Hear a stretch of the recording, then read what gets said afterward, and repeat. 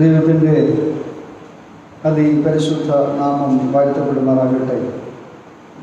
ഈ പ്രഭാതത്തിൽ നമുക്ക് ഏവർക്കും ഒന്നിച്ച് കടന്നു വന്ന് ദൈവത്തെ സ്തുതിക്കുവാനായിട്ട് ദൈവം നമ്മെ ഒരുക്കിയ എല്ലാ കൃപകളെ ഓർത്ത് ഞാൻ ദൈവത്തിന് സ്തോത്രം ചെയ്യുകയാണ്. നമ്മുടെ പ്രത്യേക സാഹചര്യത്തിൽ നമ്മുടെ എല്ലാ ആളുകൾക്കും വന്ന് സംബന്ധിക്കുവാനായിട്ട് കഴിയുന്നില്ലെങ്കിലും കുറച്ച് പേർക്കെങ്കിലും ഈ ദിവസങ്ങളിൽ ദേവാലയത്തിൽ വരുവാനും ദൈവത്തെ ആരാധിക്കാനൊക്കെയും ദൈവം നൽകി തന്നിരിക്കുന്ന ഈ വിലയേറിയ നല്ല അവസരത്തെ ഓർത്ത് ഞാൻ ദൈവത്തിന് സ്തോത്രം കരയ്ക്കുകയാണ്. വരുന്ന നാളുകളിൽ തീർച്ചയായിട്ടും നമുക്ക് ഒന്നിച്ച് സമൂഹമായി ദേവാലയത്തിൽ കടന്നു വരികയും ദൈവത്തെ ആശ്രയിക്കുവാനും ആരാധിക്കുവാനും ദൈവം തമ്പുരാൻ കൃപ ചെയ്യും എന്ന് പൂർണ്ണമായി ഞാൻ വിശ്വസിക്കുന്നു. ഇന്നത്തെ ചിന്തയ്ക്ക് വേണ്ടി നമുക്ക് ലഭിച്ചിരിക്കുന്നതായിട്ടുള്ള വിഷയം എന്ന് പറയുന്നത് taking risk for the reign of the Lord. ദൈവ രാജ്യത്തിനായിട്ട് റിസ്ക് എടുക്കുക അല്ലെങ്കിൽ സാഹസികമായി പ്രവർത്തിക്കുക എന്നുള്ളതാണ്. എന്താണ് ദൈവത്തിൻ്റെ രാജ്യം? നമ്മുടെ പ്രാർത്ഥനയിൽ പ്രത്യേകിച്ച് CSI അംഗങ്ങളായിരിക്കുന്ന നാം പ്രാർത്ഥിക്കുന്ന ഒരു പ്രാർത്ഥനയുണ്ട്. സ്വർഗ്ഗസ്ഥനായ ഞങ്ങളുടെ പിതാവേ, നിന്റെ നാമം വരണമേ, നിന്റെ രാജ്യം വരണമേ, നിന്റെ സ്വതലേ പോലെ ഭൂമിയിലും ആകണമേ, നിന്റെ രാജ്യം വരണമേ, ദൈ കിങ്ഡം കം. നമ്മൾ പ്രാർത്ഥിക്കുന്ന ഒരു പ്രാർത്ഥനയുടെ ആദ്യ ഭാഗത്ത് നാം പറയുന്നതാണ് നിന്റെ രാജ്യം വരണമേ. ഓരോ നിമിഷവും ഓരോ പ്രാർത്ഥനയിലും ഓരോ അനുഭവത്തിലും നമ്മളെപ്പോഴും പ്രാർത്ഥിക്കുന്നു നിന്റെ രാജ്യം വരുവാനായിട്ട് നാം പ്രാർത്ഥിക്കുന്നുണ്ട്. നാം സുവിശേഷ വേദഭാഗങ്ങളിൽ വായിക്കുമ്പോൾ യേശുക്രിസ്തുവിൻ്റെ പ്രധാനപ്പെട്ട അല്ലെങ്കിൽ ശുശ്രൂഷയുടെ ആരംഭം തന്നെ ദൈവരാജ്യത്തിൻ്റെ വലിയ പ്രഖ്യാപനത്തോടുകൂടെയാണ്. കാലം തികഞ്ഞു, ദൈവരാജ്യം സമീപിച്ചിരിക്കാൻ മാനസാന്തരപ്പെട്ട് സുവിശേഷത്തിൽ വിശ്വസിപ്പിക്കും. മർക്കോസിന്റെ സുവിശേഷം 1-ാം അധ്യായം അതിൻ്റെ 15-16 വാക്യങ്ങളിൽ വളരെ വ്യക്തമായി നമ്മൾ വായിക്കുന്നു. ദൈവരാജ്യം സമീപിച്ചിരിക്കുന്നു. The kingdom of God is nearing. ദൈവത്തിൻ്റെ രാജ്യം അടുത്തുകൊണ്ടിരിക്കുന്നു. എന്താണ് യഥാർത്ഥത്തിൽ ഈ ദൈവരാജ്യം? ഒരു രാജ്യത്തെക്കുറിച്ച് നമ്മൾ ചിന്തിക്കുമ്പോൾ തന്നെ നമ്മുടെ മനസ്സിലേക്ക് വരുന്നത് അതിന് അതിർത്തികളുള്ള ഒരു കേന്ദ്രത്താൽ ഭരിക്കപ്പെടുന്ന ഒരു കൂട്ടം പ്രജകൾ അടങ്ങിയ ഒരു ജിയോഗ്രഫിക്കൽ ടെറിട്ടറി എന്ന നിലയിലാണ് ഒരു രാജ്യത്തെക്കുറിച്ച് നമ്മൾ മനസ്സിലാക്കുന്നത്. നമ്മൾ രാജ്യങ്ങളുടെയൊക്കെ ബൗണ്ടറീസ്, അതിർത്തികളൊക്കെ പഠിച്ചിട്ടുള്ളവരാണ്. രാജ്യത്തെക്കുറിച്ചുള്ള നമ്മുടെ എല്ലാം ഒരു കോൺസെപ്റ്റ്, ഒരു സങ്കല്പം അങ്ങനെയാണ്. എന്നാൽ ദൈവരാജ്യത്തെക്കുറിച്ച് അങ്ങനെയല്ല. ദൈവരാജ്യം is not talking about the geographical location, but it is about God's rule. ദൈവത്തിൻ്റെ നിയമം നടപ്പിൽ വരുന്ന അല്ലെങ്കിൽ ദൈവത്തിൻ്റെ ഭരണമുള്ള പ്രദേശങ്ങൾ, ആളുകൾ, അതാണ് ദൈവരാജ്യത്തിൻ്റെ അനുഭവം എന്ന് പറയുന്നത്. ഇതിനൊരു ബൗണ്ടറി നമുക്കില്ല, നിശ്ചയിക്കുവാൻ സാധ്യമല്ല. യേശുവിൻ്റെ ശുശ്രൂഷയോടുകൂടെ ആരംഭിക്കുകയും അവൻ്റെ വരവിലോടുകൂടെ അത് പൂർത്തീകരിക്കുകയും ചെയ്യുന്ന വലിയൊരു പ്രവർത്തനമാണ് നമുക്കിതിനെ കാണുവാനായിട്ട് സാധിക്കും. പൗലോസ് അപ്പോസ്തലൻ ഇതിനെക്കുറിച്ച് പറയുന്നത് ദൈവരാജ്യം ഭക്ഷണവും പാനീയവുമല്ല, നീതിയും സമാധാനവും പരിശുദ്ധാത്മാവിൽ സന്തോഷവും അത്രേ. റോമാലേഖനം 14-ാം അധ്യായം അതിൻ്റെ 17-ാമത്തെ വാക്യം നാം വായിക്കുമ്പോൾ ഇത് ഒരു ഭക്ഷണമോ പാനീയമോ ഒരു കൂട്ടം ആളുകളോ കൂടിവരവുകളോ അല്ലെങ്കിൽ ഒരു കൂട്ടം ആളുകൾക്ക് വേണ്ടി മാത്രം നിയോഗിക്കപ്പെട്ട ഒരു കാര്യമൊന്നുമല്ല, മറിച്ച് നീതിയും സമാധാനവും പുലർത്തപ്പെടുന്ന ഒരു വലിയ ജനസമുദ്രത്തെക്കുറിച്ച്, സമുദായത്തെക്കുറിച്ച്, സമൂഹത്തെക്കുറിച്ച് നമുക്ക് ദർശനം തരുന്നു എന്ന് പൗലോസ് അപ്പോസ്തലൻ വളരെ വ്യക്തമായി റോമാലേഖനം 14-ാം അധ്യായം അതിൻ്റെ 17-ാമത്തെ വാക്യത്തിൽ നമ്മെ പഠിപ്പിക്കുന്നു. മാത്രമല്ല യേശുവിൻ്റെ പ്രസംഗങ്ങളും പഠിപ്പിക്കലുകളും നമ്മൾ പഠിക്കുകയാണെങ്കിൽ ദൈവരാജ്യത്തെക്കുറിച്ച് എപ്പോഴും പറഞ്ഞുകൊണ്ട് ദൈവരാജ്യം കടുകുമണിയോട് സദൃശം, ദൈവരാജ്യം സകല മീനും പിടിക്കുന്ന ഒരു വലയോട് സദൃശം എന്നൊക്കെ പറഞ്ഞ് ദൈവരാജ്യത്തെക്കുറിച്ച് ഇങ്ങനെ ഒത്തിരി ഉപമകളിലൂടെ സംസാരിക്കുന്നുണ്ട്. തീർച്ചയായിട്ടും എന്നെയും നിങ്ങളെയും ഭൂമിയിലാക്കിയിരിക്കുന്നത് അല്ലെങ്കിൽ സഭയിലാക്കിയിരിക്കുന്നത് ഈ ദൈവരാജ്യത്തിൻ്റെ വലിയ സന്തോഷത്തെക്കുറിച്ച് മറ്റുള്ളവരോട് പറയുവാനായിട്ടാണ്. നാം അനുഭവിച്ച നീതിയെക്കുറിച്ചും നാം അനുഭവിക്കുന്ന സമാധാനത്തെക്കുറിച്ചും നാം അനുഭവിക്കുന്ന നിത്യരാജ്യത്തിൻ്റെ വലിയ ആനന്ദത്തെക്കുറിച്ചും മറ്റുള്ളവരോട് പറയുവാനായിട്ട് ദൈവം തമ്പുരാൻ എന്നെയും നിങ്ങളെയും ഈ ഭൂമിയിലാക്കിയിരിക്കുന്നുവെന്ന് ഞാൻ നിങ്ങളെ എപ്പോഴും ഓർത്തിരിക്കണമെന്ന് സ്നേഹത്തോടെ ഞാൻ പറയുവാനായിട്ട് ആഗ്രഹിക്കുന്നു.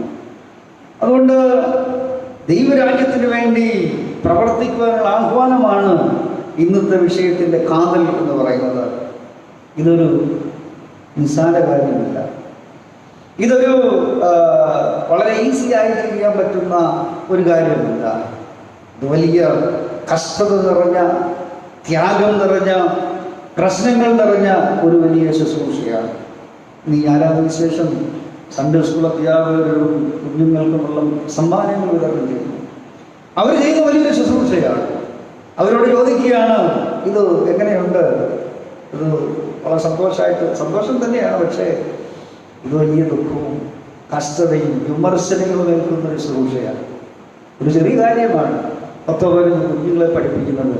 പക്ഷേ ആളുകൾ അതിനെക്കുറിച്ച് എന്തെല്ലാം കാര്യങ്ങളാണ് പറയുന്നത്, അല്ലേ?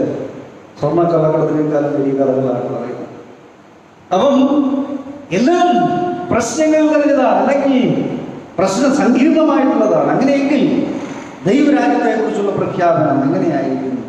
അത് വലിയ ത്യാഗങ്ങൾ അനുഭവിക്കേണ്ടതായിട്ടുള്ള ഒരു കാര്യമാണ് എന്ന സ്നേഹത്തോടെ ആദ്യമേ ഞാൻ പറയട്ടെ.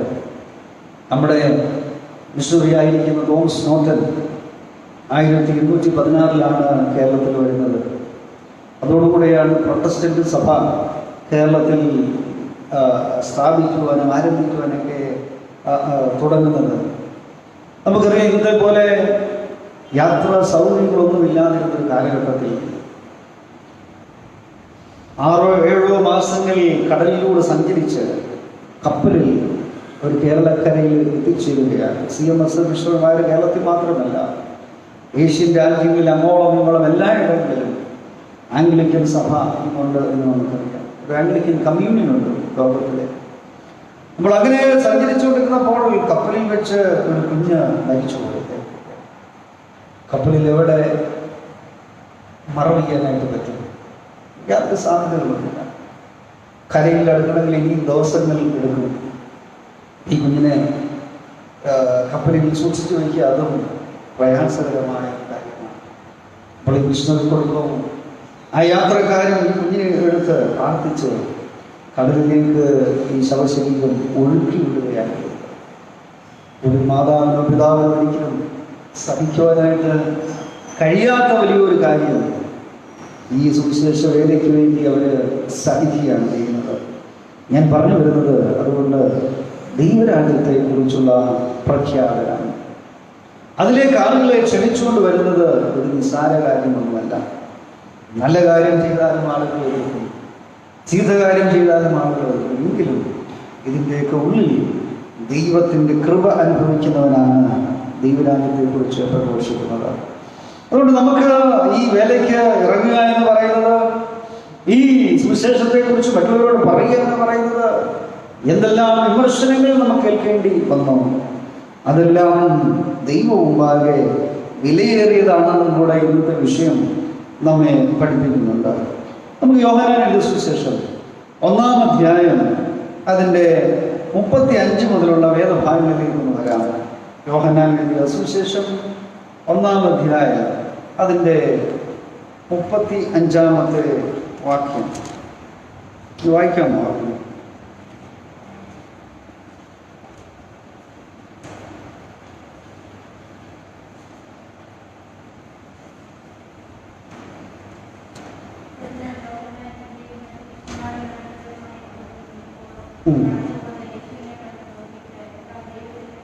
ഇതാ ദൈവത്തിൻ്റെ കുഞ്ഞാട് എന്ന് പറഞ്ഞു. പിറ്റേന്നാൾ യോഹന്നാൻ പിന്നെയും തൻ്റെ ശിഷ്യന്മാരിൽ 2 പേരുമായി അവിടെ നിൽക്കുമ്പോൾ കടന്നു പോകുന്ന യേശുവിനെ കണ്ടിട്ട് ഇതാ ദൈവത്തിൻ്റെ കുഞ്ഞാണ്, behold the lamb of God, ദൈവത്തിൻ്റെ കുഞ്ഞാട് എന്ന് പറഞ്ഞു.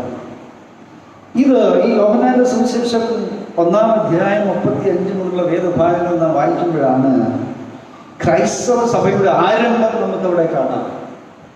ക്രൈസ്തവ സഭയുടെ ആരംഭം എന്താണെന്നതിനെ കുറിച്ച് എല്ലാവരും പറഞ്ഞ മിക്കവാറും ഭൂരിപക്ഷം പേര് പഠിപ്പിക്കുന്നത് പെന്തക്കോസ്ത് നാളിനെ കുറിച്ചാണ്. അന്നാണ് സഭ സ്ഥാപിക്കപ്പെട്ടത്. എന്നാൽ ക്രിസ്തുവിനോടുകൂടെ ചേർന്ന് ഈ ദൈവരാജ്യ പ്രവർത്തനങ്ങളിൽ ആളുകൾ പങ്കെടുക്കുന്നത് പെന്തക്കോസ്ത് നാളിൽ മാത്രമല്ല. അതിനു മുമ്പ് യോഹന്നാൻ എഴുതിയ സുവിശേഷം 1-ാമത്തെ അധ്യായം 35-ാമത്തെ വാക്യം നാം വായിക്കുമ്പോൾ യേശുവിൻ്റെ സ്നാനത്തിന് ശേഷം പിറ്റേ ദിവസം യേശു അതിലേക്ക് കടന്നുപോയപ്പോൾ യോഹന്നാൻ സ്നാപകൻ തൻ്റെ ശിഷ്യന്മാരുമായിട്ട് നിൽക്കുകയാണ്. യേശു കടന്നു പോകുമ്പോൾ യോഹന്നാൻ വിളിച്ചു പറഞ്ഞു, "See the Lamb of God." കാണുക, ഇതാ ദൈവത്തിൻ്റെ കുഞ്ഞാട്. ഞാൻ ഓർപ്പിച്ചല്ലോ, യോഹന്നാൻ എപ്പോഴും തൻ്റെ കൂടെ ഒരു കൂട്ടം ശിഷ്യഗണങ്ങൾ ഉണ്ടായിരുന്നു. ഇതാണ് ദൈവത്തിൻ്റെ കുഞ്ഞാടെന്ന് വിളിച്ചു പറഞ്ഞപ്പോൾ നാം വായിക്കുന്നത് അവർ 2 പേര് യേശുവിനെ അനുഗമിച്ചു. യോഹന്നാനെ വിട്ടു. യേശുവിനെ അനുഗമിച്ച ശേഷം അവർ ചോദിക്കുകയാണ്. അവർ പിന്നാലെ വരുന്നത് 38-ാമത്തെ വാക്യം കൂടെ ഒന്ന് വായിക്കാം. യേശു തിരിഞ്ഞ് അവർ പിന്നാലെ വരുന്നത് കണ്ട് അവരോട്, "നിങ്ങൾ എന്ത് അന്വേഷിക്കുന്നു?" എന്ന് ചോദിച്ചു. അവർ, "റബ്ബി" എന്ന് വെച്ചാൽ ഗുരു, "നീ എവിടെ പാർക്കുന്നു?" എന്ന് ചോദിച്ചു. ഗുരു, നീ എവിടെ പാർക്കുന്നു? റബ്ബി, where do you stay? എവിടെ പാർക്കുന്നു? യേശുവോട് പറഞ്ഞ എന്താണ്? വന്ന് കാൺപീൻ, കം ആൻഡ് സീ.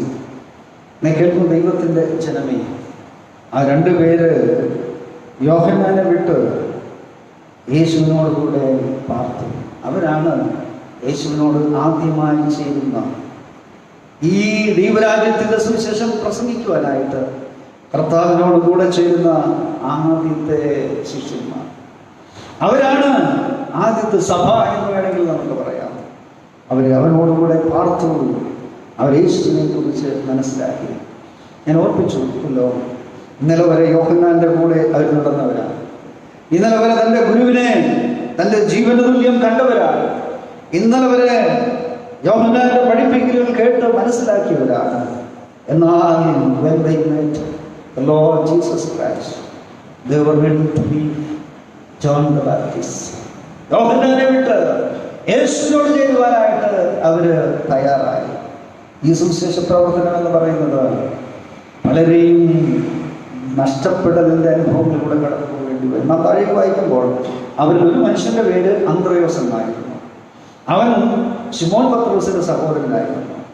അന്ത്രയോസ് മടങ്ങി വന്ന് ശിമോനോട് പറഞ്ഞു, "ഞങ്ങൾ മശിഹയെ കണ്ടെത്തി" എന്ന് പറഞ്ഞു. അപ്പോൾ 3-മതൊരാളും കൂടെ അവരോട് കൂടി. ആരാണ്? ശിമോൻ പത്രോസ്. അതിനുശേഷം പിറ്റേ ദിവസം അവർ ഫിലിപ്പോസിനെ കണ്ടു. അവനോട്, "എന്നെ അനുഗമിക്കുക" എന്ന് പറഞ്ഞു. ഫിലിപ്പോസ് അവരോട് കൂടെ ചേർന്നു. ഫിലിപ്പോസ് നദനീയലിനെ കണ്ടു. നദനീയലിനോട് പറഞ്ഞു, "ഞങ്ങൾ മശിഹയെ കണ്ടിരിക്കുന്നു." നദനീയൽ അവരോട് കൂടെ ചേർന്നു. ഇങ്ങനെ 5 പേർ, ഒരാളുടെ പേര് വെളിപ്പെടുത്തുന്നില്ല. യോഹന്നാൻ തന്നെയാണ് ആ ശിഷ്യനെന്നാണ് പണ്ഡിതന്മാർ പറയുന്നത്. ആരുമായിക്കൊള്ളട്ടെ, ഞാൻ പറയുന്നത് യേശുവിനെ അനുഗമിക്കുവാൻ ശിഷ്യന്മാർ തീരുമാനിച്ചു. എപ്പോഴാണ് അവർ തീരുമാനിച്ചത്? കർത്താവിനെ കണ്ടുമുട്ടിയപ്പോൾ പഴയ ബന്ധങ്ങളിൽ നിന്നും, പഴയ ജീവിതത്തിലെ സാഹചര്യങ്ങളിൽ നിന്നും, പഴയ ജീവിതാനുഭവങ്ങളിൽ നിന്നും പുതിയ ഒന്നിലേക്ക് ഒരു യാത്ര തിരിക്കുകയാണ്. അവിടെ നഷ്ടങ്ങളുണ്ട്, ബന്ധങ്ങൾ മുറിഞ്ഞുപോയി.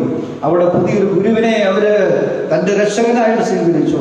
ഞാൻ ഇപ്പോൾ കാലം നിങ്ങളുമായി പങ്കുവയ്ക്കുവാനായിട്ട് ആഗ്രഹിക്കുന്നത് ഈ സുവിശേഷവേല, ഈ ക്രൈസ്തവ ജീവിതത്തിൽ, ആത്മീയ ജീവിതത്തിൽ ഞാൻ നിങ്ങളുമായിരിക്കുമ്പോൾ പലതിനോടും യാത്ര പറയേണ്ടതായിട്ടുള്ള അനുഭവങ്ങളുണ്ടാകും. കഴിഞ്ഞു വന്ന അല്ലെങ്കിൽ ശീലിച്ചു വന്ന പഴയ പല ശീലങ്ങളെയും നാം വേണ്ടെന്ന് വെക്കേണ്ടതായിട്ട് വരും.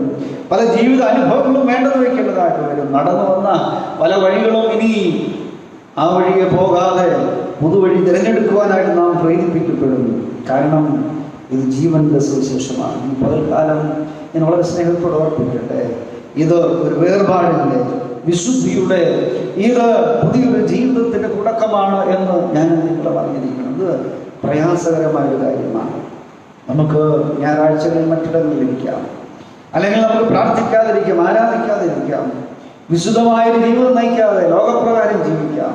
പക്ഷേ യേശുവിൻ്റെ ദൈവരാജ്യ സങ്കല്പങ്ങളിലേക്ക് പ്രവേശിക്കുന്ന ഒരാള് പഴയതിനോടെല്ലാം യാത്ര പറഞ്ഞ് പുതിയൊരു തുടക്കത്തിൻ്റെ അനുഭവത്തിലേക്ക് പ്രവേശിക്കുന്നവരാണ്. പുതിയ കൂട്ടായ്മയിലേക്ക് അല്ലേ ഇവർ പറയുന്നു.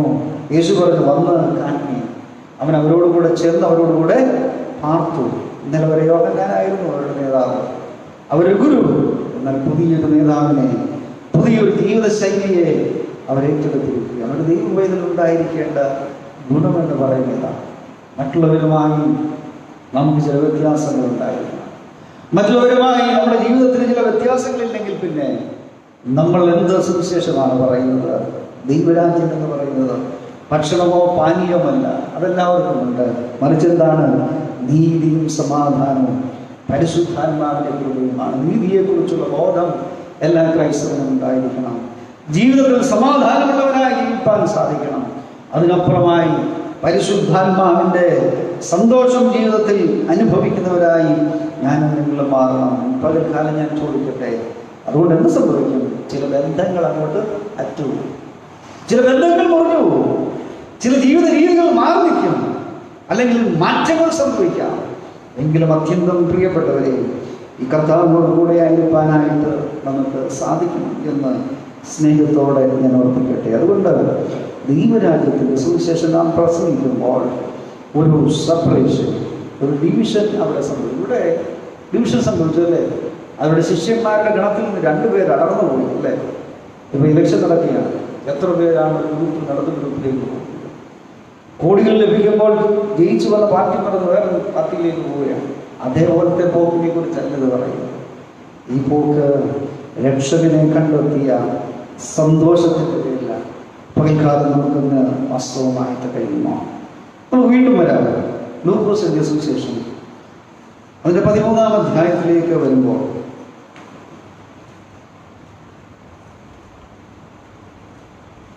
അതിൻ്റെ 5, 6, 7, 8 വാക്യങ്ങളായിട്ടെങ്കിലും വായിക്കാം. ലൂക്കോസ് എഴുതിയ സുവിശേഷം 13-ാം അധ്യായം.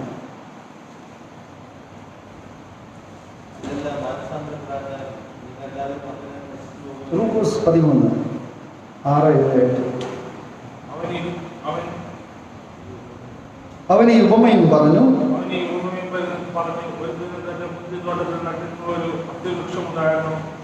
അവൻ അതിൽ ഫലം തിരിഞ്ഞു വന്നു കണ്ടിരുന്നതാണ്. അവൻ തോട്ടക്കാരനോട്, ഞാൻ ഇപ്പോൾ 3 സംവത്സരമായി ഈ അത്തിയിൽ ഫലം തിരിഞ്ഞു വന്ന് കാണുന്നതാണ്, അതിനെ വെട്ടിക്കളയാൻ. ഇവിടെ ഒരു ഉപമ കർത്താവ് പഠിപ്പിക്കുകയാണ്. എന്താണ്? അവനൊരു ഉപമ പറഞ്ഞു.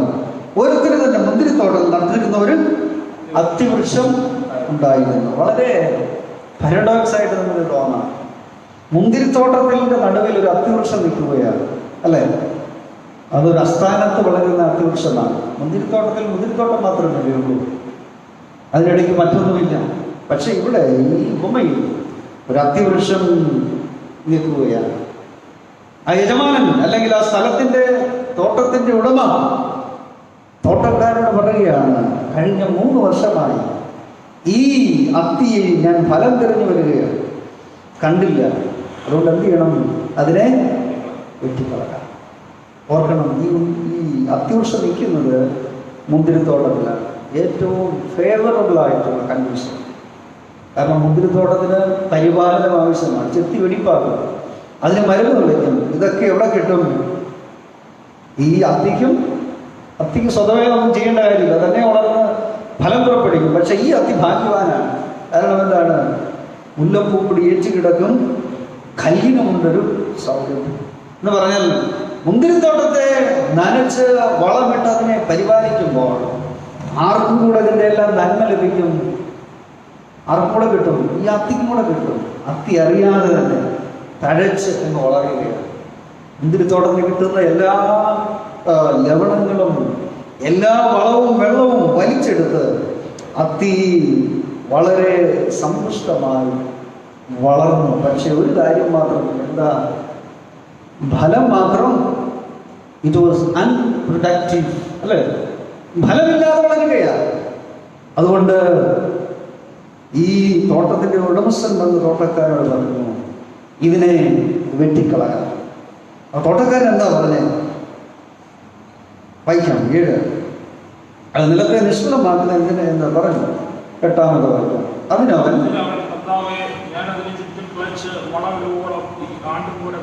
ഈ ആണ്ടും കൂടെ നിൽക്കട്ടെ, ഞാനൊരു പ്രാവശ്യം കൂടെ ട്രൈ ചെയ്യാം. എന്താണ്? അതിനും കൂടെ കിളച്ച് വെള്ളമൊഴിച്ച് വളമിടാം. അത് പ്രൊഡക്റ്റീവ് ആകുമോ എന്ന് നമുക്ക് നോക്കാം. ഒരു എഴുത്തുകാരൻ പറയുന്നത്, ഈ തോട്ടക്കാരൻ അല്ലെങ്കിൽ തോട്ടത്തിൻ്റെ ഉടമസ്ഥൻ എന്ന് പറയുന്നത് ദൈവമാണ്. തോട്ടക്കാരൻ എന്ന് പറയുന്നത് കർത്താവ്. കർത്താവ് 3 വർഷം 3 ആണ്ടും കൂടെ, അല്ലേ? 3 വർഷം ഫലം തിരഞ്ഞു വന്നു ഇതിൻ്റെ ഉടമസ്ഥൻ. അപ്പോൾ കർത്താവ് ഭൂമിയിൽ തൻ്റെ ശുശ്രൂഷ 3 വർഷത്തിലധികമായി ചെയ്യുന്നു. അതുകൊണ്ട് അതാരുമായിക്കൊള്ളട്ടെ, ഞാനതിൻ്റെ ഒരു വ്യാഖ്യാനം പറഞ്ഞു എന്ന് മാത്രമേ ഉള്ളൂ. പക്ഷേ ഈ തോട്ടക്കാരൻ പറയുന്ന ഒരു കാര്യമുണ്ട്. എന്താണ്? ഒരാണ്ടും കൂടെ നീ എനിക്ക് തരിക. Let me see whether it is productive or not. ഇത് ഫലം തരുമോ ഇല്ലയോ എന്ന് ഞാൻ ഒന്ന് നോക്കിക്കോട്ടെ. പ്രിയപ്പെട്ടവരെ, ദൈവരാജ്യത്തിൻ്റെ സുവിശേഷം എന്ന് പറയുന്നത് ഫലം പുറപ്പെടുവിക്കാത്തവരെ ഫലമുള്ളവരായി മാറ്റുന്ന ശുശ്രൂഷയാണ്, കേട്ടോ. ഫലമില്ലാത്തവരെ ഫലമുള്ളവരായിട്ട് മാറ്റുന്ന ശുശ്രൂഷയാണ്. ഇതിനെന്ത് ചെയ്യും? ഫലകരമല്ലാത്തവരെ ഇന്ന് നാം തള്ളിക്കളയുന്ന ലോകത്താണ് നമ്മൾ ജീവിക്കുന്നത്, അല്ലേ? അത് അപ്പനായാലും അമ്മയായാലും ആരായാലും ഫലം തരുന്നില്ലേ, നമ്മളവരുമായിട്ട് യാതൊരു സംസർഗവുമില്ല. വരുമാനമില്ലേ? ഒന്നും. അപ്പൻ്റെ അമ്മയുടെ അടുത്ത് മക്കൾ ഒരു കാര്യങ്ങളെല്ലാം ചെയ്തു വീതം വെച്ച് കഴിഞ്ഞാൽ പലരെയും കാണത്തില്ല. കിട്ടാനുള്ളത് കിട്ടി. ഇനി അതിൻ്റെ ആവശ്യം ഫലം. They are not productive now. They are not giving anything. So why I should go and take care of them, അല്ലേ? പിന്നെ എന്തിന് ഞാനവിടെ പോകണം? അവരെ പരിപാലിക്കണം. പക്ഷേ ദൈവരാജ്യത്തിൻ്റെ സുവിശേഷം, ഹല്ലേലൂയ, ഫലകരമല്ലാത്തവരെ നിന്നെ കൊണ്ടൊന്നും കൊള്ളത്തില്ല എന്ന് പറഞ്ഞ് മാറ്റി നിർത്തുമ്പോഴും നിന്നെ വലിയവനാകുന്ന ശുശ്രൂഷയാണ് ദൈവരാജ്യത്തിൻ്റെ ശുശ്രൂഷ. നിന്നെ മാനിക്കുന്ന, നിന്നെ ബഹുമാനിക്കുന്ന, നിന്നെ ശ്രേഷ്ഠനാക്കി മാറ്റുന്ന ഈ വലിയ ശുശ്രൂഷയിലേക്ക് ദൈവം തമ്പുരാൻ എന്നെയും നിങ്ങളെയും വിളിച്ചിരിക്കുകയാണ്. തോട്ടക്കാരൻ പറഞ്ഞു, I will try one more time. ദൈവമേ, ഒരു ദിവസവും കൂടെ, ഒരു ആണ്ടും കൂടെ, ഒരു പ്രാവശ്യം കൂടെ ഞാനൊന്ന് ശ്രമിച്ചു നോക്കട്ടെ. ഇത് ഫലം തരുമോ ഇല്ലയോ എന്ന് നമുക്കൊന്ന് നോക്കാം. ഈ പകൽക്കാലം പ്രിയപ്പെട്ടവരെ, നമ്മുടെ എല്ലാ വ്യക്തി ജീവിതങ്ങളിലേക്ക് നാം വരുമ്പോൾ നമ്മുടെ ബന്ധങ്ങളൊക്കെ എങ്ങനെയാണ്, നമ്മുടെ ജീവിത രീതികളൊക്കെ എങ്ങനെയാണ്, നാം ഒക്കെ ഈ പ്രൊഡക്റ്റീവ് അല്ലാത്തവരെ എങ്ങനെയാണ് കാണുന്നത്? യേശു നടന്നു പോകുമ്പോൾ ഒരു കൂട്ടം സൃഷ്ടികളെ കുറിച്ച് പറഞ്ഞു, കർത്താവേ മനസ്സറിയണമേ, തള്ളപ്പെട്ടവര്, ഒന്നുമില്ലാതിരുന്നവര്, വീട്ടിൽ നിറക്കി വിട്ടവര്, അവരെയെല്ലാം ചേർത്ത് നിർത്തി ഈ സുവിശേഷത്തിൻ്റെ ദൈവരാജ്യത്തിൻ്റെ പ്രഖ്യാപനം യേശു കർത്താവ് നടത്തി. കാരണം ഇത് is an invitation to a banquet to celebrate one's life. ദൈവരാജ്യം എന്ന് പറയുന്നത് കടന്നു വന്ന് ഈ വലിയ കല്യാണ വിരുന്നിൽ ആഘോഷിക്കുന്ന, ആനന്ദിക്കുന്ന വലിയൊരു അനുഭവമാണ് ദൈവരാജ്യത്തിൻ്റെ അനുഭവം. അതിലേക്ക് മനുഷ്യരെ വിളിച്ചു ചേർക്കുവാൻ ദൈവം നമ്പരനെയും നിങ്ങളെയും ആക്കിയിരിക്കുകയാണ്. നോക്കിട്ടെ, സഭ എന്ന് പറഞ്ഞാൽ, നാം എന്ന് പറഞ്ഞാൽ എന്താണ്? ഈ കഷ്ടപ്പാടും പ്രയാസങ്ങളെല്ലാം സഹില്ല. ഈ തോട്ടക്കാരൻ 1 വർഷം എന്ന് പറഞ്ഞാൽ അവൻ അധ്വാനിക്കണം, അവനെ തടമെടുക്കണം, വെള്ളമൊഴിക്കണം, വളം ഇടണം, എന്തെല്ലാം കാര്യങ്ങൾ. അവൻ്റെ സമയം, അവൻ്റെ സമ്പത്ത്, അവൻ്റെ ആരോഗ്യം, അവൻ്റെ ജീവിതം എല്ലാം ഇതിനും നേടി മെനക്കെടുക്കണം. എന്നെങ്കിൽ മാത്രമേ അതിനെ വളർത്തിയെടുത്തു വരുവാനായിട്ട് സാധ്യമാകുള്ളൂ. നമ്മുടെ ഇടയിലേക്ക് പോകുന്ന കുടുംബത്തിലുള്ള പ്രിയപ്പെട്ടവരെ അപ്രകാരം ഈ സന്തോഷത്തിലേക്ക് ആനയിപ്പാൻ നമുക്ക് സാധിക്കുമോ? അന്ത്രയോസ് തൻ്റെ സഹോദരനായ ശിമോൻ പത്രോസിനെ കണ്ട് പറയുകയാണ്, വി ഹാവ് ഫൗണ്ട് ദ മസ്സയ. ഞങ്ങൾ മശിഹ എന്ന് വെച്ചാൽ ക്രിസ്തുവെ കണ്ടെത്തിയിരിക്കുന്നു എന്ന് പറഞ്ഞു. അതുകൊണ്ട് തീർച്ചയായിട്ടും നമുക്കതിന് കഴിയട്ടെ എന്ന് ഞാൻ പ്രാർത്ഥിക്കുക. ഒരു ഗ്രാമത്തിലെ ഒരു ചെരുപ്പ് കുട്ടിയുടെ കഥ ഇപ്രകാരമാണ്. അദ്ദേഹം ഒരു സാധാരണ ചെരുപ്പ് കുത്തിയാണെങ്കിലും ഒത്തിരി വായിച്ച് അറിവ് സമ്പാദിച്ച ഒരു മഹാമനസ്കനായിട്ടുള്ള മനുഷ്യനായി. അദ്ദേഹത്തിന് എപ്പോഴും ഒരു സുവിശേഷ വേലയ്ക്ക് പോകുവാനും പ്രസംഗിക്കുവാനൊക്കെ വളരെ താല്പര്യമുള്ളവനായി. എന്നാൽ തൻ്റെ സാഹചര്യങ്ങൾ നിമിത്തം ഒരിക്കലും അതിന് കഴിഞ്ഞില്ല. തൊട്ടടുത്തുള്ള ഒരു ഗ്രാമത്തിലെ ഒരു പയ്യൻ അവന് ശുശ്രൂഷയോട് വളരെ താല്പര്യം തോന്നി. അവൻ സെമിനാരി പഠനത്തിനായിട്ട് പോയി. അപ്പോൾ ഈ ചെരുപ്പ് കുത്തി അവനുമായി പരിചയത്തിലായി. അദ്ദേഹം എല്ലാ മാസവും അവൻ്റെ ഫീസ് ഈ ചെരുപ്പ് കുത്തി നൽകുമായിരുന്നു. അങ്ങനെ ചെരുപ്പ് കുത്തിയുടെ